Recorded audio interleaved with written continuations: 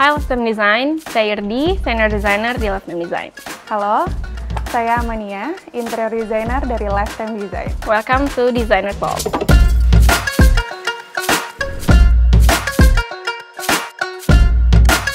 Kali ini kita lagi ada di project di daerah Tangerang. Untuk luasannya itu ada di 240 meter persegi, tipe rumah klaster. Kondisi lapangannya, baik itu interior ataupun arsiteknya, sudah dalam keadaan rapi. Jadi itu cukup menghemat waktu kita satu step dalam pengerjaan desainnya itu sendiri. Dengan ruangan yang kita desain itu adalah all area. Jadi karena ini rumah klaster, jadi ada beberapa area yang kita menyesuaikan dengan kebutuhan klien. Tahap pengerjaan desainnya itu kita sekitar 3 bulan, dan untuk tahap build-nya kita sekitar 6 bulan.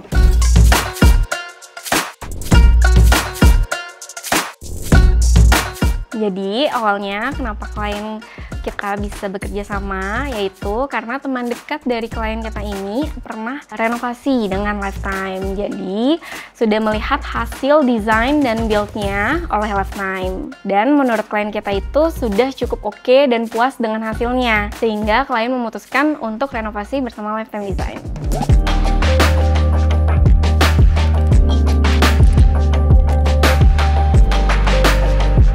Jadi kalau ini kan sebenarnya rumah klaster yang udah jadi ya. Nah, secara desain dari developernya itu konsepnya lebih ke modern. Sebenarnya itu yang jadi challenge tersendiri untuk kita, gimana ngubah dari konsep yang awalnya modern menjadi konsep yang benar-benar sesuai sama ekspektasi ibu. Masuk ke area dining room. Kalau untuk kita lihat existingnya, pintunya itu kalau misalnya kita buka akan kena ke bagian luar, dan itu cukup mengganggu untuk sirkulasi ketika ada meja makan di dalamnya. Dari tim desain itu kita ngubah untuk arah pintu, dan kita bikin pintu itu kamuflase. Secara desain pun juga kelihatannya lebih cantik karena dia center antara meja dining dan panel. Selain dari kebutuhan-kebutuhan ibu, seluruhnya diserahkan oleh tim Lifetime Design. Maka dari itu, tim Lifetime Design memilih konsep desain klasik oriental dengan perpaduan peranakan Cina.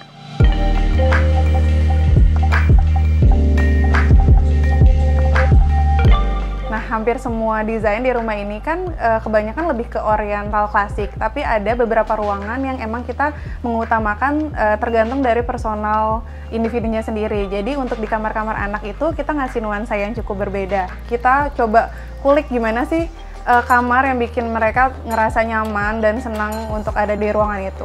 Dan dari kebutuhan klien itu kurang mencukupi, jadi area kids bedroom itu yang kita lebarkan ruangannya, karena posisi kids bedroom ini adalah untuk 2 anak. Jadi makanya posisi kamarnya itu kita lebarin.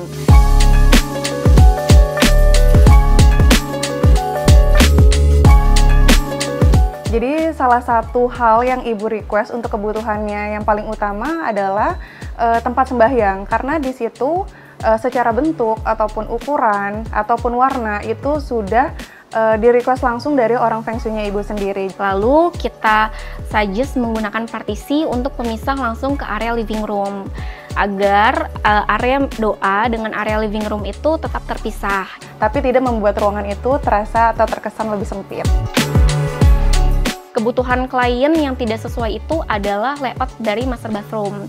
Karena layoutnya secara existing itu ketika kita buka pintu itu cukup mengganggu sirkulasinya. Jadi ketika kita buka itu pintu langsung kena ke area kloset. Nah, dari kami suggest pintunya itu kita take out, lalu kita buat kamuflase di area wardrobe-nya. Kamar itu semuanya berkaitan antara personal mereka berdua. Biasanya mereka tuh suka habisin waktu nonton film atau bisa nonton game karena mereka sama-sama punya hobi yang sama kan. Jadi sebenarnya kenapa bisa ada proyektor di situ, karena dia dan suami sangat suka nonton film. Kegemaran mereka itu sama.